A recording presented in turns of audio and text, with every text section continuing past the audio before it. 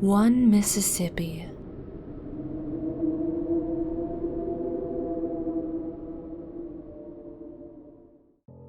One Mississippi, 2 Mississippi, 3 Mississippi, 4. Your child may be gone, but there's no need to mourn. I live in an isolated place, a big old neighborhood where the homes are farther apart and ravines cut our yards deep. My house is isolated even more from the others, separated by a screen of oppressive pine trees, swaths of dead grass, and acres upon acres of ragged old trails. My parents never let me explore those paths. They said people often lost their way, even in our neighborhood. Why, just last month, a little girl had disappeared during a massive storm surge. My parents had been incredibly distraught about it, moaning about how important it was to heed those warnings. Word was, she was never found. I was smart enough to listen, though. I stayed inside, under my covers, and watched as lightning tore jagged, white-hot paths across the sky. A few moments later, the jaw-tingling boom of thunder would sound. My parents were asleep in the room above mine. They'd taught me how to gauge the distance of a storm, wait for a flash of light to fill the night sky, count by Mississippis, and divide by 5.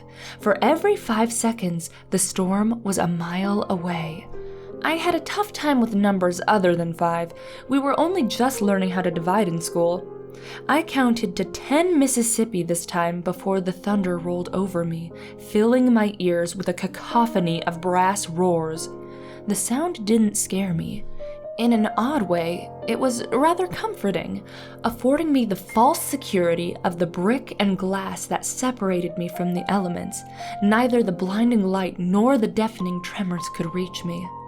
I looked up at my ceiling, watching the shadows of the trees shudder across the rough white paint, an eerily beautiful sight. My ragged fleece blanket was knotted in my arms and my head cradled in an overly plush pillow. I lay prone, waiting for the next crash of thunder. It filled my ears at 8 Mississippi this time. I rubbed the blanket with my cheek, struggling to do the math. About a mile and a bit away.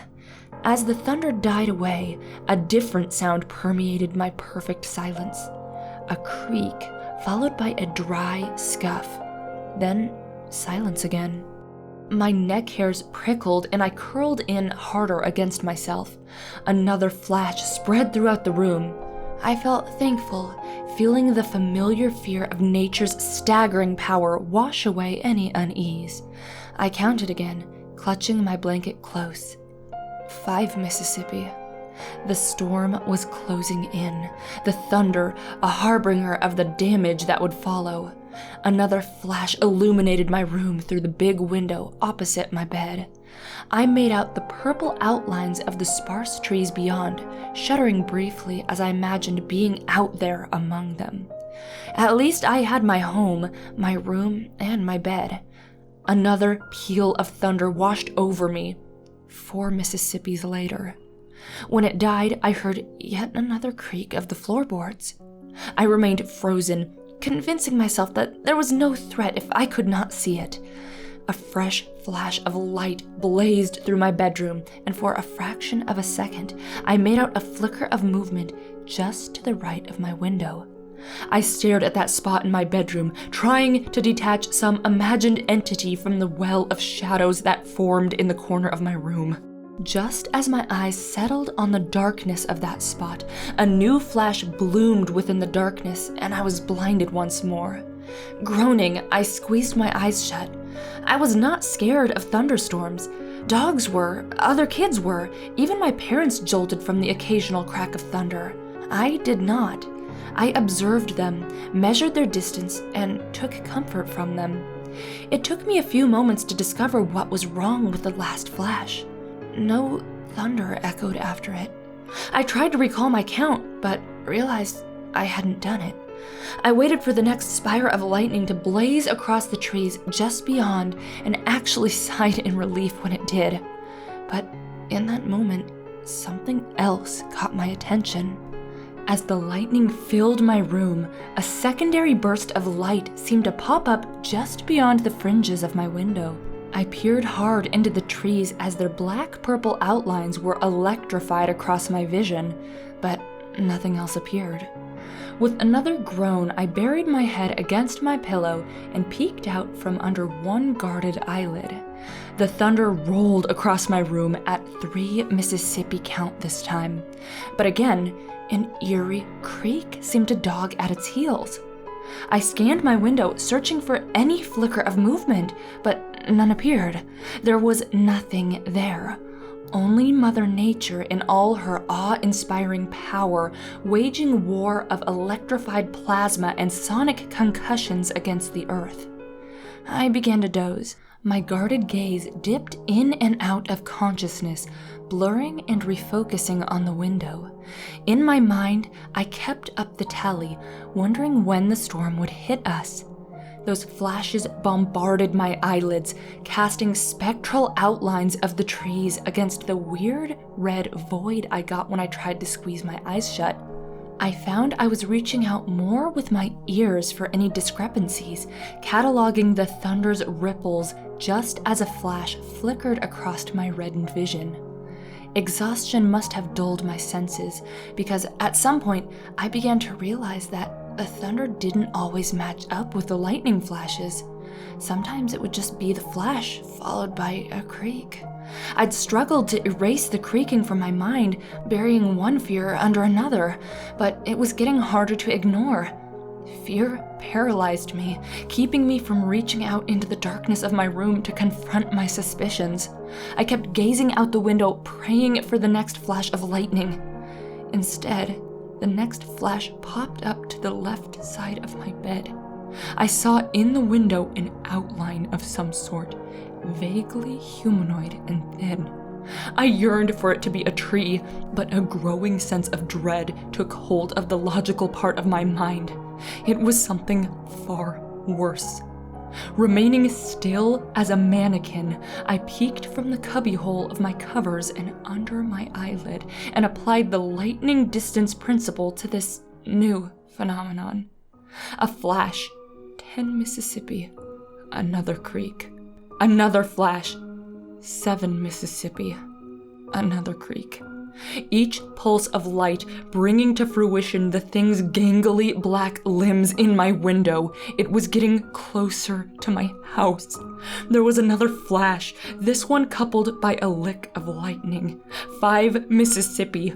I couldn't hear the creak this time due to the thunder, but when the booming roar died away, I almost screamed. There was a breathing sound. Raspy, dry, almost hungry. It was coming from my left again. I clenched my blanket to my chest, trying not to sob from the revelation. The figure was in my room. I had been observing its reflection in the light of the flashes. Another blaze of light charged the room for a moment, followed by an additional creak. Ice coiled around my spine as I felt my covers gently crinkle and my mattress dip ever so lightly. Another flash accompanied by that disgusting breathing and a very faint whine of a Polaroid camera. I didn't move, couldn't move. You don't roll over to face a terror. It went against every animalistic instinct I had. Instead, I lay there, feeling long, slender fingers coil around my sheets and the thing's weight shift even closer. I squeezed my eyes shut, abandoning my peephole. Lightning bloomed once again against my window, and the outline of something grotesque hunched over my bed took shape against my eyelids. He breathed noisily, the camera dangling around his neck and his shirt unbuttoned. I shuddered as I felt his hand touch me.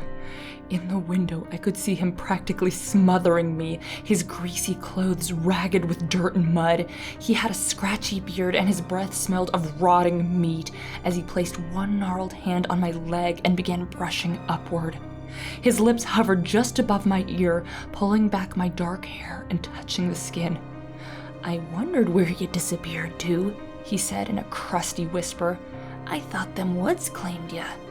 He rolled me over, a malicious grin splitting his pockmarked face. "Glad you survived." He held up his camera. "We's gonna have some more fun now, right?" I stared back at him, wordless. He rose the camera to his face and took another picture. Then he screamed. I guess he must have finally seen my face. The flesh sloughed off my skull, the tendons wrapped tight around my right cheek and jawline. The black socket of my left eye gazed back at him, condemning and joyful. He stumbled back off the bed, blubbering like a baby, and I slowly followed. You see, he'd come for me the month before, during another storm. He'd taken pictures of me for God knows how long, worming slowly into my bedroom and stealing me into the night. He knew the paths that twisted every which way beyond my home.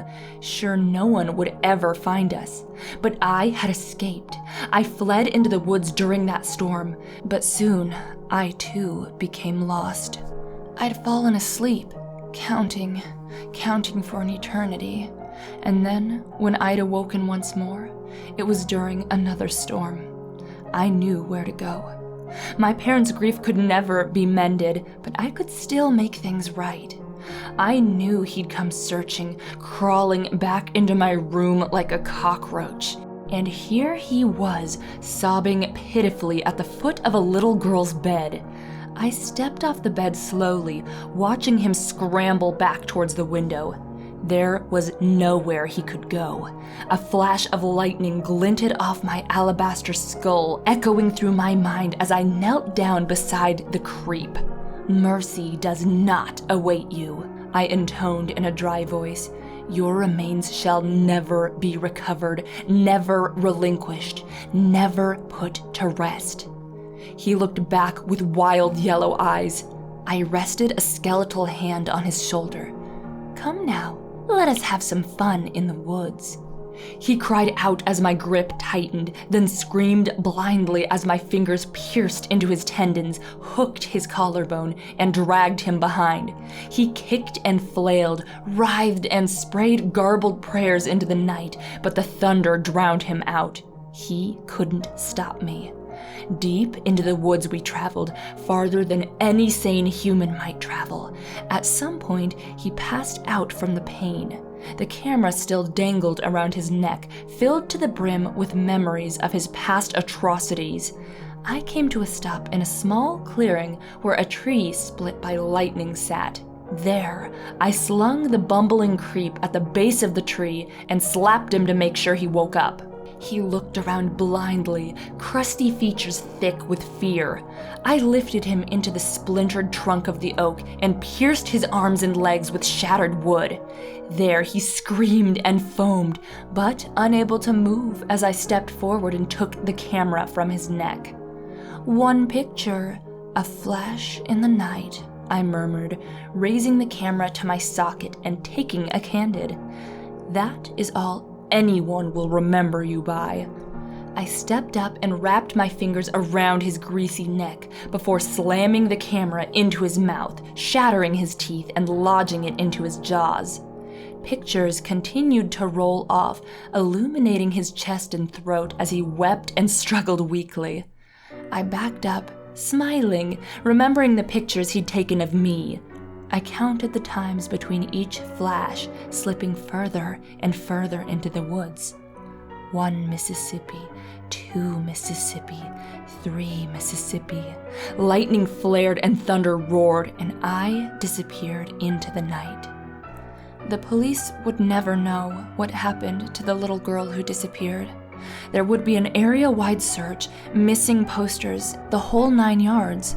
The only thing the parents found that was remotely interesting was a bit of dirt in their child's bed, in a room that had been locked for weeks, and a single solitary photograph buried under her blanket. A picture of a shattered oak tree and one simple phrase written on the back. 1 Mississippi, 2 Mississippi, 3 Mississippi, 4. Your child may be gone, but there's no need to mourn.